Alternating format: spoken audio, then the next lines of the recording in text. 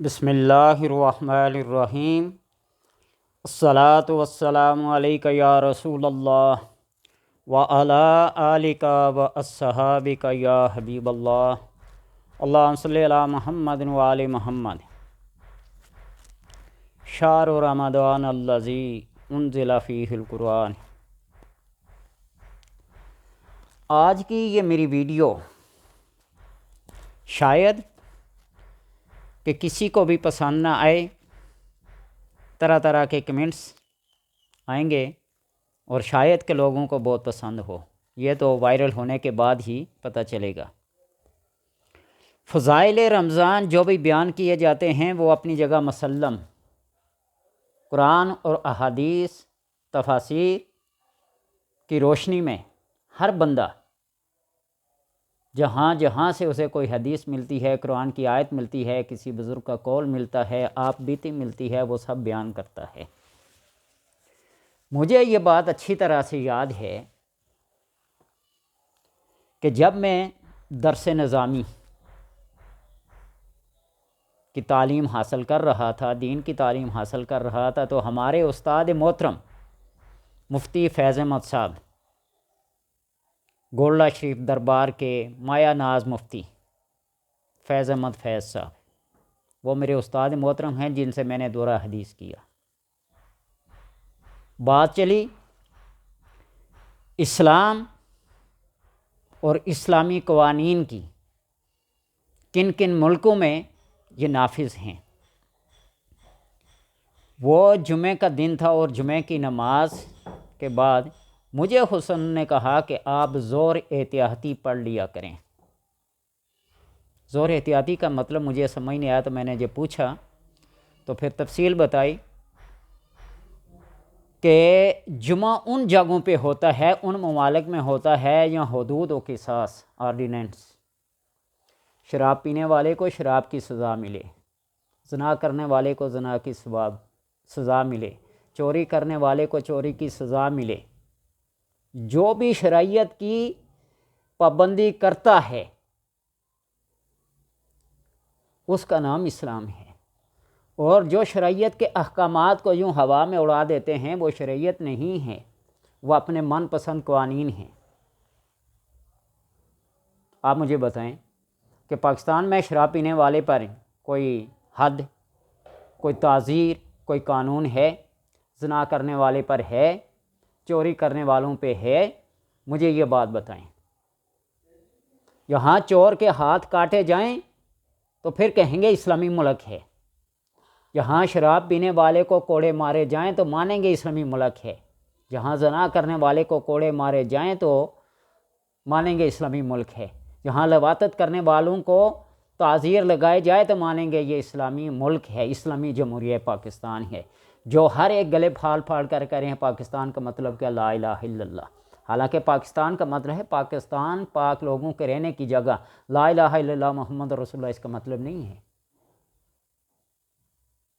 پاکستان کا مطلب کیا؟ لا الہ الا اللہ محمد رسول اللہ۔ آپ سے کوئی پوچھے نا، یعنی میرا نام ہے صدیق، صدیق کا مطلب کیا ہے؟ تو کوئی کہے نا کہ فلاں راولپنڈی شہر میں یا اسلام آباد میں رہنے والا، یہ نہیں ہے۔ ٹھیک ہے، بات اس لیے کر رہا ہوں یہ کہ جب یہاں ہمارے جمعے اور عیدین کا پڑھنے کا کوئی اصول نہیں، پچھلے رمضان میں ہم نے عید کی تراویح پڑھ کر رات 1 بجے، 12:30 بجے، 11 بجے کون سا چاند نظر آتا ہے اور کسے نظر آتا ہے؟ اور اس دفعہ کا جو رمضان شروع کرایا ہے وہ بغیر تراویح کے لوگ عشاء کی نماز پڑھ کر انتظار کرتے رہے کہ ابھی اعلان، ابھی اعلان، ابھی اعلان۔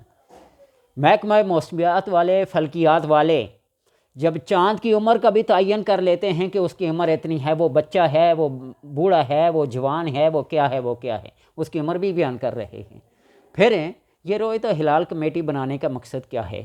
کروڑوں روپے ان پہ خرچ کرنے کا مقصد کیا ہے؟ جو اپنے کھانے پینے کے مینیو میں بھی لاکھوں روپے کا وہ ایک ٹائم کا ایک مینیو پیش کرتے ہیں، اور پھر 11 بجے، 10:30 بجے چاند کس ملک میں نظر آتا ہے؟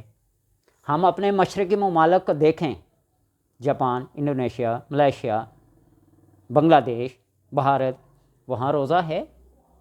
बांग्लादेश और भारत को रोज़ा, इंडिया को चाँद नज़र नहीं आया, वहाँ थोड़े मुसलमान हैं। इंडिया में ही पाकिस्तान के टोटल आबादी से ज़्यादा वहाँ मुसलमान हैं। जहाँ 22 करोड़ 23 करोड़ है ना, वहाँ 35 करोड़ से ज़्यादा मुसलमान हैं बांग्लादेश में। तो क्या दुख इस बात का है, हम जब रमज़ानुल मुबारक के दौरान में ताक रातों को तलाश करते हैं तो हम कौन सी ताक रात हमारी शामिल होगी। मेरा ये मामूल है 90 के बाद से, जब से ये रोयत हिलाल कमेटियाँ बनी है ना, ये सैटेलाइट आ गई है, ये बड़ी बड़ी माइक्रोस्कोप आ गई हैं, बड़ी बड़ी दूरबीनें आ गई हैं जो खला को भी चीर कर मरीख तक पहुँचने वाले, इल्म हयत, इल्म नजूम के लोग जानते हैं सितारों की शक्ल, सैयारों की शक्ल, चाँद की मंजिलें। ये मेरे पास किताब पढ़ी है शम्सुल मारिफ अल्लामा अबुल अब्बास शेख बुनी अलैहि रहमा की, जिन्होंने पूरी शक्लों के साथ चाँद की तस्वीर दी हैं, मंजिलें बताई हैं, 28 मंजिलें हैं। क्या किसी को ये नहीं पता कि आज चाँद किस मंजिल से गुज़र रहा है, चाँद किस मंजिल से गुज़र रहा है, चाँद कहाँ से गुज़र रहा है। कहने का मतलब ये है कि हम ताक रात किस अशरे में, आखिरी अशरे में तलाश करें, जिस रात को हम ताक रात समझ के बैठे हुए हों वो जुफ्त हो। हमारे तो चाँद का ही तयन नहीं है, जब चाँद का ही तयन नहीं है तो रातों को हम क्या करेंगे। कहने की बात है, या तो मुझे कोई समझाए कि ये मसला क्या है।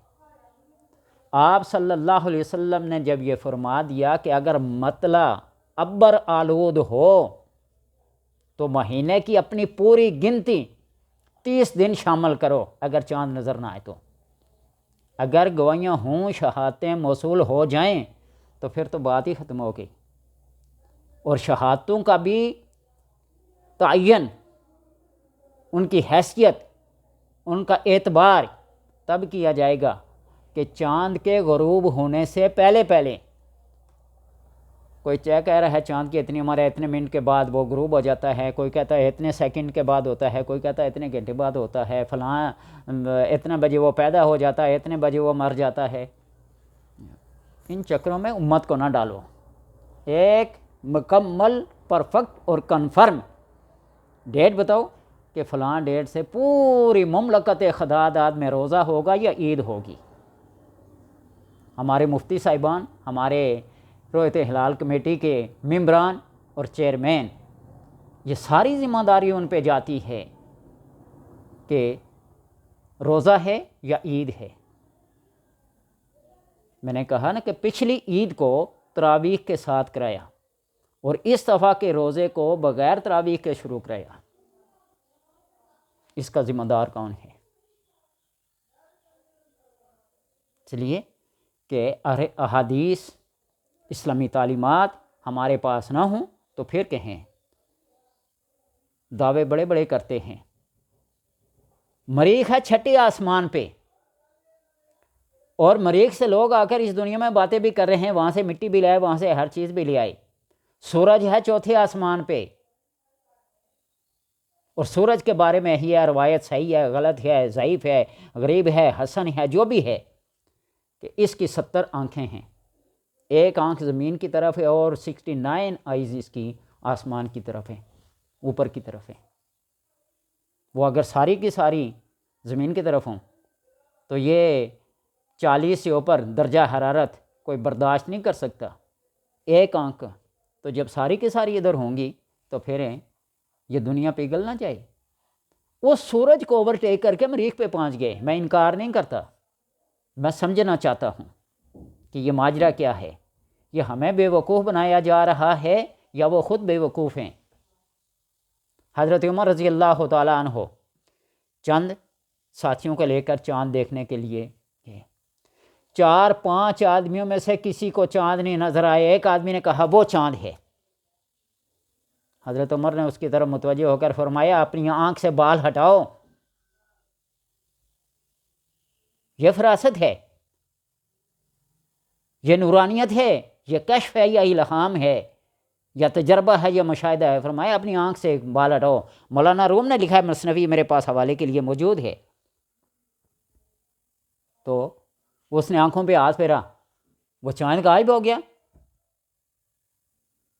بات یہ ہے کہ جب اتنی سائنسی ایجادات ہمارے پاس موجود ہیں اور محکمہ موسمیات نے بھی پہلے بتا دیا ہے، تو پھر مولانا صاحب کو، عبدالخبیر آزاد صاحب کو کہاں چاند نظر آ گیا؟ کس کے کہنے پہ یہ اعلان کیا؟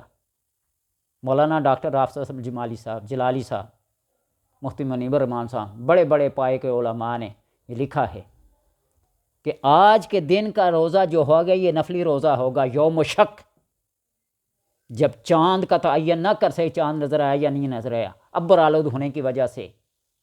ان غم علیکم، اگر تم پر ابر آلود ہو جائے موسم، چاند کو نہ دیکھ سکو، تک ملو پورے 30 یوم، پورے 30 دن کا وہ مہینہ شمار کرو۔ یہ واضح ہدایت ہیں، شریعت کا قاعدہ ہے، فارمولہ ہے۔ اور پھر ہم طاق راتوں میں جب جائیں گے، میرے کہنے کا مسئلہ یہ ہے کہ ہم طاق راتوں کی فضائل کو سن کے بیان کر کے جب وہ رات آئے تو ہم غفلت میں پڑے ہوں۔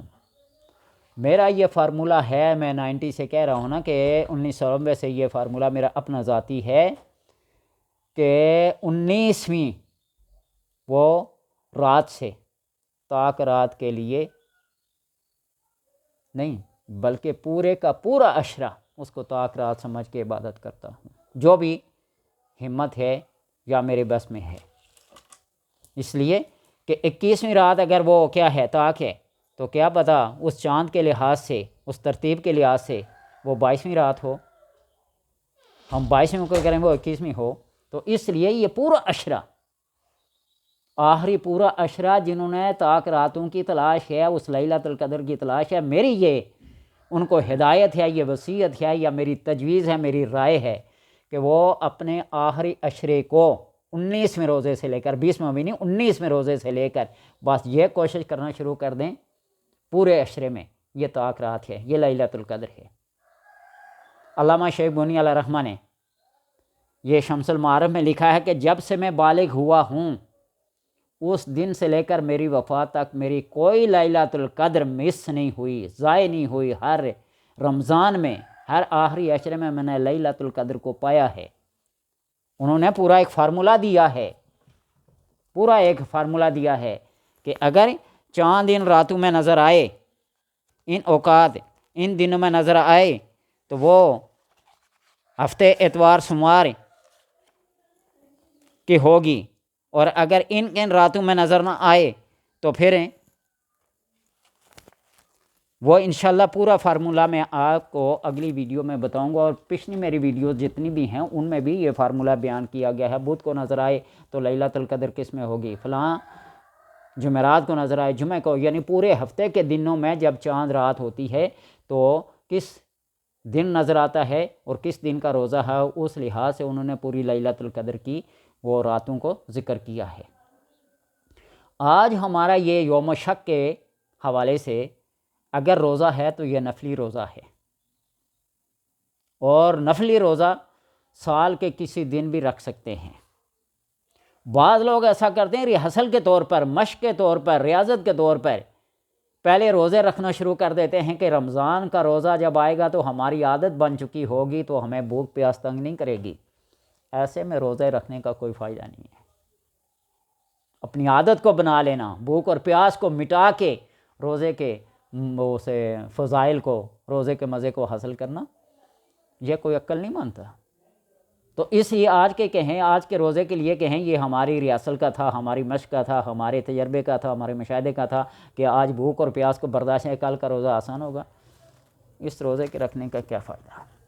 میری باتیں اگر تلخ ہیں، غصے سے ہیں یا جو بھی ہیں، لیکن جو میرے ذہن میں ایک بات ہے وہ میں نے آپ کو بتا دی کہ مجھے صرف ایک کنفیوژن یہ ہوتی ہے کہ آخری عشرے میں جا کر ہم لیلۃ القدر کو کس رات کے حساب سے مانیں گے۔ ادھر ہمارے چاند کا ہی اختلاف ہے، کوئی اس کو آج نفلی روزہ کہہ رہا ہے، کوئی فرضی روزہ کہہ رہا ہے۔ جو کمیٹی کے ممبران تھے ان کے لیے تو فرضی ہو گیا، ان کے پاس کوئی شہادتیں ہوں گی، لیکن جنہوں نے اس کا اختلاف کیا اور باقاعدہ دلائل کے ساتھ قرآن اور احادیث کو سامنے رکھتے ہوئے دلائل کے ساتھ انہوں نے کیا، شرعیت کا ایک قاعدہ، ایک فارمولہ بیان کیا، ان کے نزدیک تو یہ نفلی روزہ ہوگا، فرضی روزہ تو نہیں ہوگا۔ ہم ادھر والوں کی بات کو مان کر آخری عشرے کی کس رات کو لیلۃ القدر مانیں گے، ادھر والوں کو مان کر آخری عشرے کی کس رات کو ہم لیلۃ القدر مانیں گے؟ میں نے بنیادی بات جو کہی ہے اپنے مفتی صاحب کے علیحدہ کہ جس ملک کے اندر اسلامی قوانین نہ ہوں وہاں نہ جمعہ ہوتا ہے نہ عید ہوتی ہے، پڑھ لیا تو ثواب، نہ پڑھا تو کوئی گناہ نہیں۔ اس لیے کہ اسلامی ملک کے لیے بنیادی اصول ہیں حدود، آرڈیننس، حدود اور قصاص، ہر مجرم کو اس کی سزا ملے، بڑے سے بڑے مجرم کے لیے عدالتیں دن کو بھی اور رات کو بھی جج خود ان کے گھر میں جا کر ان کو فیصلے دیں، اور غریبوں کے لیے عدالتوں تک پہنچنا بھی مشکل ہو۔ حضرت عمر رضی اللہ تعالیٰ عنہ نے فرمایا تھا نا کہ دجلہ کے کنارے کتا بھوکا مر جائے تو اس کی ذمہ داری عمر پہ ہے۔ مدینہ کے اندر زلزلہ آیا آپ کے دور میں، آپ نے اپنے ہاتھ میں وہ ڈنڈا سا زمین پہ گاڑ دیا کہ بتاؤ عمر نے تیرے وہ اوپر کون سا ظلم کیا، کون سی ناانصافی کی ہے۔ وہ زلزلہ اس کے بعد آج تک نہیں آیا۔ عادل حکمران حضرت عمر رضی اللہ تعالیٰ عنہ کی یہ سارے سیاستدان مثالیں دیتے ہیں، کوئی عمل کر کے دکھائے۔ میں بڑک نہیں مارتا، میں نے اپنے ایک استاد محترم جو کسی سیاسی جلسے میں حضرت عمر رضی اللہ تعالیٰ عنہ کی مثال دے رہے تھے، کندھے کے اوپر ایسی چادر تھی، رومال تھا، ہاتھ میں ایک لاٹھی تھی، یوں اس کو لپیٹ کر مونڈے پہ رکھ لیا، حضرت عمر یوں سامان اٹھا کے لے جایا کرتے تھے، یوں غریبوں کی۔ تو میں نے وہاں چند الفاظ کہے کہ حضرت عمر کی مثالیں نہ دو، حضرت عمر کا وہ کام کا عمل کر کے دکھاؤ کہ آج کا ایم پی اے، ایم این اے، کونسلر، چیئرمین ووٹ لینے سے پہلے غریب کا ناک بھی صاف کرے گا، اور ووٹ لینے کے بعد جب وہ اپنی سیٹ پہ آ جاتا ہے تو وہ ہاتھ ملانا، سلام کا جواب دینا بھی گوارا نہیں کرتا۔ تو پہلے اس ملک کو اسلامی بناؤ۔ ہم اپنے ملک کے ساتھ ہیں اسلامی جمہوریہ، اس میں جمہوریت کی کون سی بات ہے، اسلامی کی کون سی بات ہے؟ جمہوریت کا جنازہ نکل رہا ہے ادارے، اور اسلام کے پرخچے اڑائے جا رہے ہیں، اور سوشل میڈیا پہ آ کر جتنے بھی ٹی وی کے اوپر ٹرانسمیشن ہوتی ہے وہ لوگ ہمیں آ کر دین سکھانا شروع کر دیتے ہیں، جن کو سارا سال نہ ان کے لباس کا پتہ، نہ ان کے سروں کے دوپٹوں کا پتہ، نہ ان کو اسلامی احکامات کا پتہ۔ وہ پروگرام ہوا کرتا نا فہد ملک کا، ایک موٹر سائیکل کو حاصل کرنے کے لیے خواتین کیا کیا پاپڑ بیل تھی، ان کے ساتھ کیا برا سلوک حشر کیا جاتا تھا، لوگ مزے سے جا کر پروگرام دیکھتے، اور یہی آج ہمارے جلسوں دھرنوں کا ہے۔ تو اس لیے آج کی اس میری ویڈیو کو جو مرضی کہہ لیں، مجھے دکھ اس بات کا ہے کہ ہم اسلام کی روح سے واقف نہ ہو سکے۔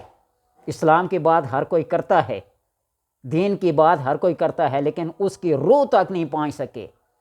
روزے کا مقصد کیا ہے؟ زکوٰۃ کا مقصد کیا ہے؟ حج کا، عمرے کا۔